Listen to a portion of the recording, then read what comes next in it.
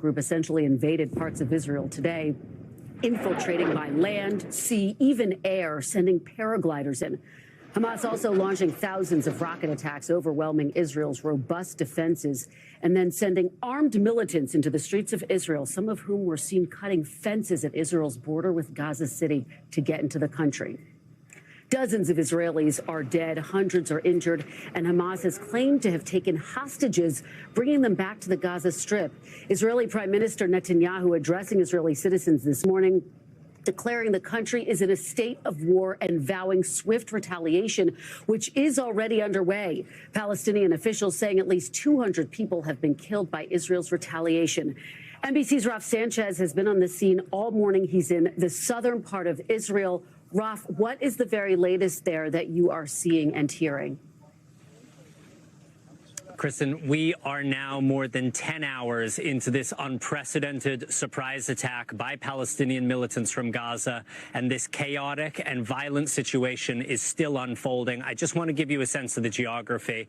We are about 6 miles from the Israeli border with Gaza now. You can probably see behind me, Israeli forces have closed what is normally one of the major highways in southern Israel. On the other side of this checkpoint, Kristen, is the Israeli town of Sderot. It is one of the major Israeli communities close to the Gaza border.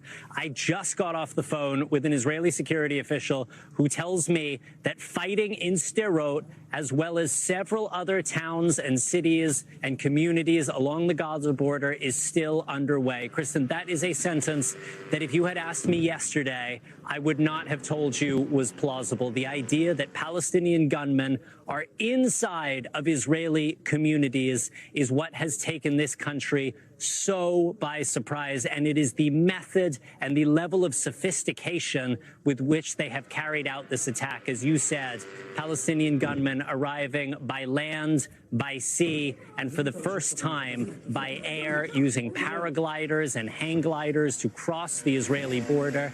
They did it, Kristen, under the cover of a barrage of some 2,000 rockets, which seems to have overwhelmed Israel's absolutely cutting-edge, world-leading missile defense systems. Throughout the day, we have seen plumes of black smoke where these Palestinian rockets have got through Israeli defenses and they have struck home. I want to give you just the very latest numbers that we have. Israel's emergency services are saying 70 people are confirmed dead inside of Israel.